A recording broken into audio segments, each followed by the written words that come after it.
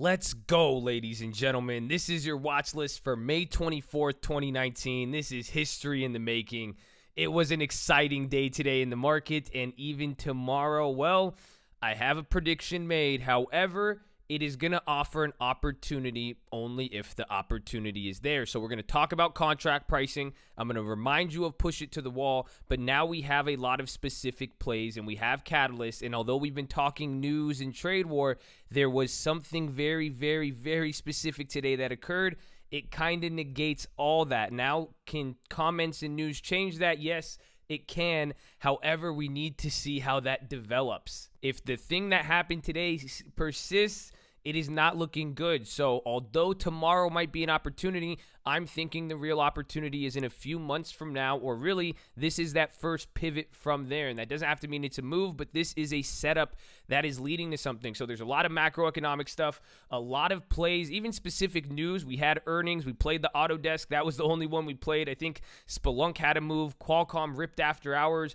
Apple kind of stayed the same. And you guys owe me my push-ups. I made back that $6,000. You guys are now down, I think, around 2,000 push-ups because I'm up on it now. So we'll get to that. I'll give you guys the final details and all that. But the most important thing you guys need to do, post your watch list below. Put the stocks that you're watching. We need to source information and be on the chat tomorrow morning and get in the game. We have the chat room. We're going to be trading live 30 minutes before open. YouTube.com/the stock market is in the comments. So let's get into this. And also subscribe if you're new. We have new videos every single day in the nightly watch list at 7 p.m. But even to clarify on this title, going for $1 million. This is something I really need to tell you guys. Even tomorrow, if you're playing the weekly or the daily contracts, even then, understand next week is a short week because of Monday. They really only have like 3 days of time left on of it, so be careful.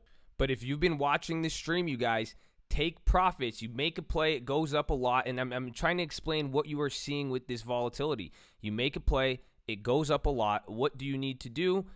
You take profits. But now when it's in a market where it's like, oh, it could go, and you don't, I understand it. You don't want to get the FOMO. You leave a little on the cookie jar. But really, shout out Alex, one of my good friends on the stream. He did an Apple play today, $200, took it to $688, sold out. And then it came back down, and then he did the exact same play, and then it went back up to $900, and then he sold out. So I told him, hey, tomorrow when you're trading, you just made about $1,500. Do the same $200 that you have. So tomorrow, don't come in with new money tomorrow if you made a lot of money today. And then ultimately, going for $1 million, I told him just make sure you have money for when it matters, because now this could be a gift. We get some volatility. We hit it on the head. We're doing pretty good with it. Take our profits, and now the point is we don't want to give it back during more volatility, or now when the volatility dissipates for a little bit leading into that next move. You don't want to get caught buying dead and worthless contracts that aren't going to move just because it moved last week. So keep next week in mind. And now tomorrow, the stock market is open all day, but the bond market will be closing early, and that is actually related to what we're looking at. So as far as the keys tomorrow, if there is going to be a big move down, I think it's most likely going to be a cuck where we don't get anything. And I think if we get anything opposite and it looks like a rip, it's going to be something like this. I think if we are going to get that big move down, and this is where I don't want to say it, but if it gets flash crashy, if it gets weird and all that, it has to do this. Pretty much, it will start, and any big move down will start with an illogical move up. Picture the last 45 minutes of yesterday, which is today.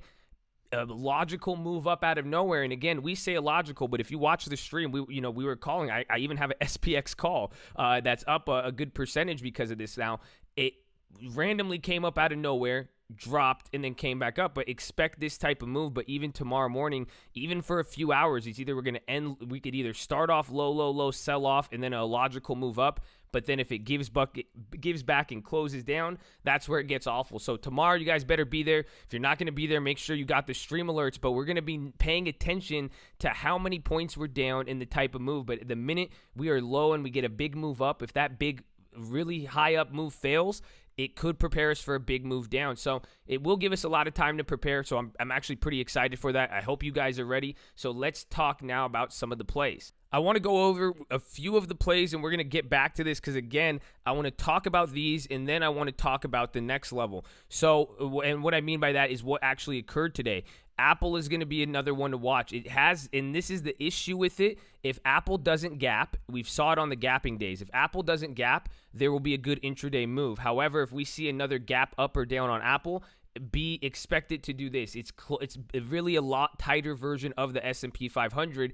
It's having more stability, and people are waiting. And again, I have my play. I'm getting the June and July's. Those went up 100% on them. But like I said, and I broke it down. I was trying to explain yesterday why you guys shouldn't be playing these, and I said it very specifically. I did 50 contracts for $150. If you aren't going to buy as many and your account's different, somebody said they bought 2 of them or 10 of them for $20.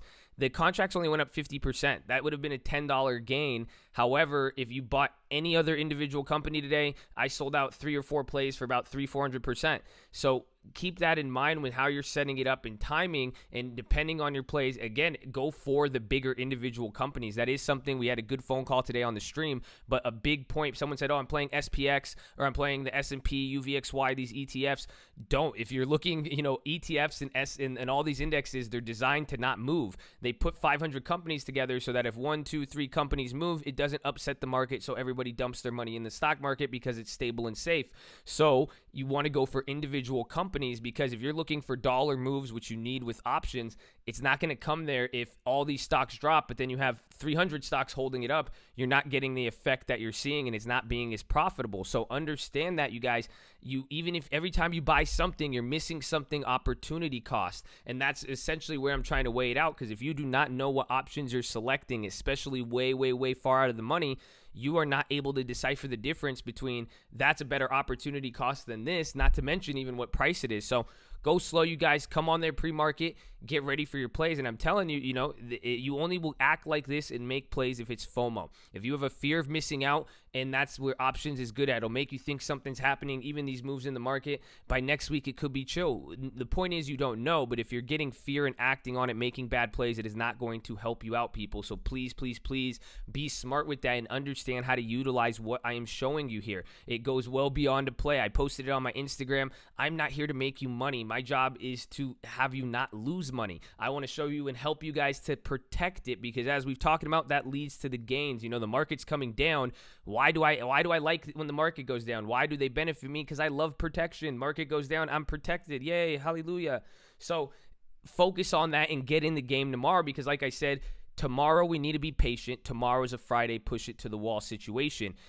Again, if you are going to gamble on the weeklies, I recommend you paper trade or at least go 1 week out. But you guys are adults. Do what you want. You guys have seen the effects. We've made the paper trading account. All the weeklies lost pretty much. Anything with June, July, or January, it had profits. So those Teslas lost. But the June and Julys, those are actually up and holding. So put this all into perspective, my friends, because I don't want you guys to get caught wasting opportunity costs. Because if you play tomorrow with $20, $50, and you're wrong, and then everything happens next week, or even worse, the week after that, 2 weeks, and you blow up your account or you get discouraged, you don't want that. So again, I'm trying to get you guys going for $1 million. It doesn't happen in one day. It doesn't happen quickly, but it's how you set up. So if you play your cards right, honestly, by the end of 2019, beginning or even to the second half or the first half of 2020, you'll be good. This is the moment where you guys need to play and build up these skills and discipline. So enough of that rambling, but I want to make that very clear. But the plays, we got Autodesk for earnings. This is going to be a good one. Even of the continuations we saw were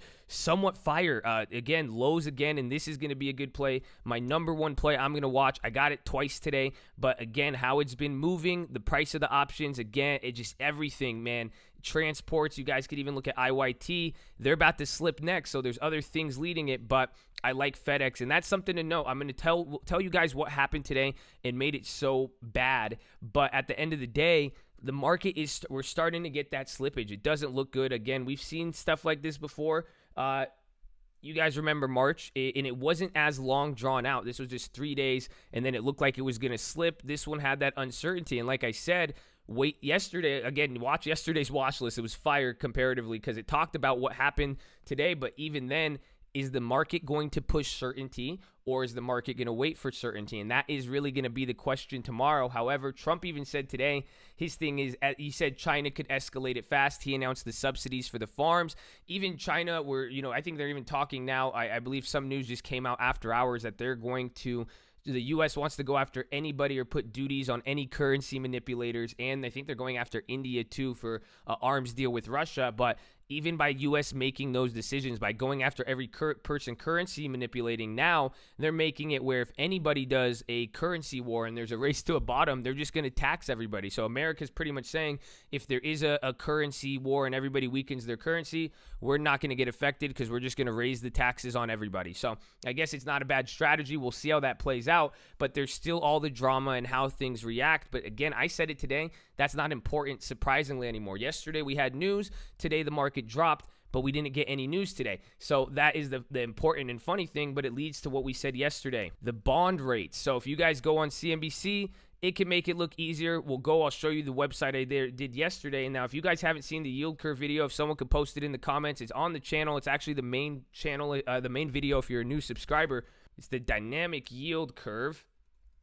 I have this video and I explain it a lot, and I explain, how this is working, but this is one of the worst inversions now we're seeing. Again, you guys could see the first time it inverted was around here. That's again the beginning of the October or December. It was October and December where you started to get those inversions, but they weren't this bad.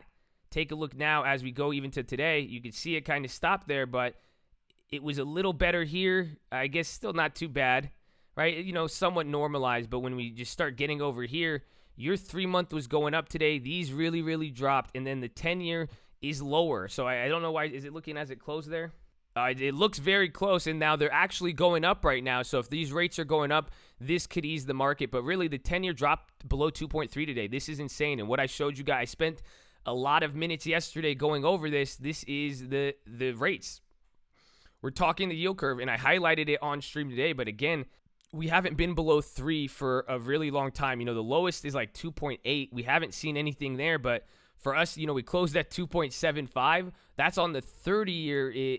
That's pretty wild because that eventually, that's, I think, 2.75. This is really what I want to highlight for you guys. Where is it? Right here. That's the 10-year in January. That was at 2.76. And even if we go last year, so this was at 3.3. But this is what I'm trying to tell you guys.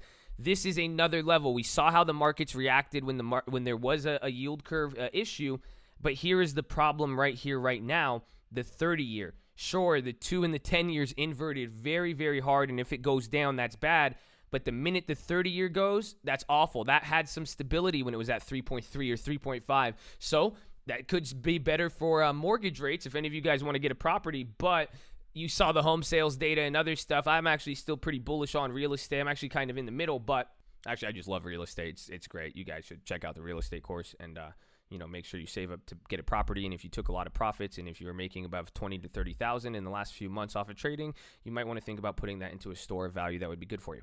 But the 30-year is very important in how all this is playing out in the yield curve. But it's not only, yes, it's important, but how the market reacts. So if you watch the yield curve video, it doesn't have to cause a panic, although market participants and investors have panicked recently as far as October, December goes. So the key with this, I said this is a cold. So if you guys want to know, how does this lead to a big volatility opportunity? How does this lead to us making money? It's very, very simple. It's a cough. Sick. It starts with here.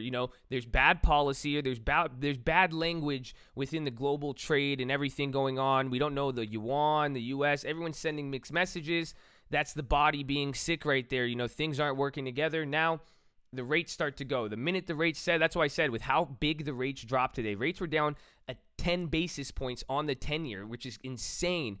The rates were more important than anything today. And that's what I was saying. People like Trump is talking. Trump, it doesn't matter what Trump said. Unless it does and it doesn't, because unless they say something that is going to affect markets and get people to buy or sell out of the bonds and make these come up, that's the only thing. But the key here that makes this so important is how long it stays here. How long do we stay inverted for, and how long do these stay low? And this is what I was trying to show you guys through here, because if it stays low for a few weeks, and then even if it goes up and comes back down again, but pretty much the longer it sets a new range. This changes equilibriums in the financial market. This is going to affect banks. This is going to affect everybody, down to the government, people holding the bonds. But now, why is this panic, you guys? So you have to understand, like I told you yesterday, what are people going to do? It's either they're going to wait for clarification or the market's going to force a clarification. Nobody wants to tell us what's going on with the trade war. You guys are seeing what a tweet could do, this and that. You guys are trading on, all various size accounts, but the big guys with a lot of money, the whales, hedge funds, even family offices that I work with, all that, what they're trying to do and what they're going to do is act in their own best self-interest. That's why the rates go down. If the markets aren't looking stable and other things aren't, and they don't know what the policy is with China investing, where are you going to put your money? The safest place in the world, United States government bonds. So if there's any sort of panic, that's why bonds go down. And now this may seem weird, but bonds, you guys could go look at it again. Someone post this, or you could search the trading fraternity, how bond works, or how bonds work, James Bond. But the whole point is, when bond rates are going down, bonds are like options. They have a premium, and then they have the underlying rate. So a bond is pretty much an in-the-money option. It starts with a fixed, let's say there's a 5% rate, and then it's let's say the premium, I'm not going to give a number, but let's say the premium's 0.5%. So if the premium on the bond is 0.5% and the bond yields 5%, the yield becomes 4.5%. So do you see what happens? The yield is the cost to get into it. The what you're paying, not the yield, excuse me. The premium on the bond premium is what it costs to get in there. So you're paying a premium on top of whatever the bond is going to yield. So when bond prices go higher, think supply and demand. Demand is going high, so people want to get safety. So that's why bonds go down, because now people want to go in safety and more people buy bonds. The demand goes high, the premiums go up, the underlying resulting yields go down. So that's exactly what's happening. So when you look at the bond markets, you're literally seeing people pour into safety. However, with what we talked about with the Fed minutes yesterday, we saw weird activity with the 3-month, and what they did indicate was they might do some shorter term and longer term, effects, and they said it would affect the 3-month and it would affect bond premiums and the bond yield. So we're keeping our eye out for that, but that's what I'm looking for, and this is what I mean by sickness, because if we stay at these low rates, or if we stay at this new level, what's going to happen is, again, banks have bonds. Remember the interest on it, excess reserves, all these, even companies, if it starts to stay around these levels now, it's going to establish something. This is saying people are rushing to safety here. People are worried. If it stays like that for a few weeks, people are going to get even more worried, and this is going to spread from the bonds to all those things it affects. You're going to start seeing it spread. It's a cough now. It's spreading, and that's what they call contagion. And now this is where contagion can spread, because now fear is actually being felt and seen through here. You don't need to look at the VIX. You don't need to look at the SPY. You're looking at the number one market in the world where people go for safety and all that other stuff. Bonds. So, that being said, that should explain why I'm saying, wow, I'm kind of excited. There's an opportunity here. We should pay attention. There's billions, if not trillions of dollars pouring into bonds, saying something. You could look at the SPY. You guys are, even all of you are bothered by what is happening with the trade war. So just put this all in a perspective. I know it happens slow day by day, and that's what I'm saying. It's going to happen slow. It'll happen down. It'll happen slow coming up. But before you know it, it all moves. That's the power of investing, because if you just park your money somewhere, it'll do good for you. So there's that. I know it was a big, long rant, but again, if you could realize what I just told you and you guys use this in the next few months, it will be very, very beneficial, and you will be able to contribute a lot to the chat. So keep an eye out for this. Watch the yuan, watch the dollar. We talked a little bit about that, but I won't get into that. So we've talked about those plays. Apple, FedEx. I am going to watch Qualcomm too. That ripped up. And again, I was selling the strategy for tomorrow. If it does start moving down, take stuff off the table. Now, if you guys are playing the weeklies tomorrow, be careful. This is the push it to the wall strategy. What do we mean by push it to the wall? Tomorrow is Friday, so this is the wall. This is when it expires. So you see here, why do all of these have no value and volume? Because they're about to expire. It's not going to go to 207 tomorrow. It's not going to go to 205. It might go to 202, but the market is willing to bet 7 cents on that and 30 cents that it'll go to 200 flat. But every minute and hour that ticks by, these contracts, pretty much if the stock does not end in the money or higher, it is worthless.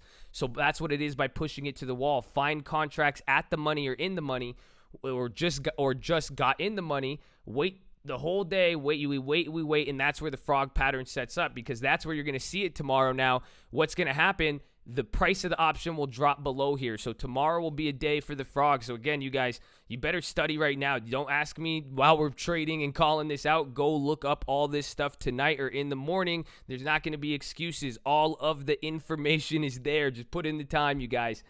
So watch those McDonald's. I'm going to keep my eyes out for those. Same thing with the FedEx. Now let me give you the frog play. I didn't share this with you guys because I am worried how people are going to use it again. So I'm not going to give you guys the exact contract. I will let you guys figure it out yourself. And again, if you have to understand, because do you play $10 on the weekly? Do you go to the next weeks? Do you go to the Junes, the Januaries? What do you do, you know?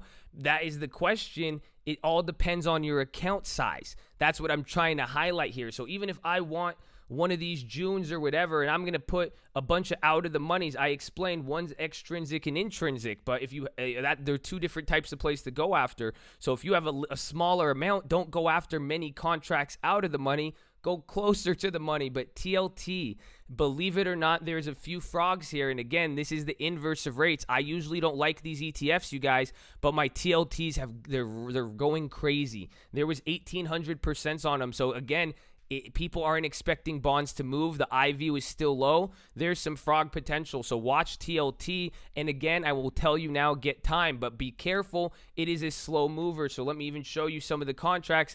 They'll open up really, really high and you will still get screwed. That's what I'm saying. Pretty much right off open, they will gap up high and they will not come down. But that's because it held up today. But the minute there is no movement, the IV in these drops. So you have to be very careful, guys. I'm telling you, a lot of you guys will get slaughtered on these if you are going about them with a level one thinking and you're not really thinking about what you're buying and you're just thinking, oh, well, yeah, TLT, if bonds do this. No, it's timing, especially relative to the velocity and volatility. So there's TLT. Watch that play. As far as now other options, I'm going to like to push to the wall. Bank of America. I'm going to be looking at these both this week and next week, and hopefully, here's the plan, you guys. So again, it's like, let's say, they bounced off there. I'm going bearishness on the bank, so let's take these 46s. These are the puts that are in the money.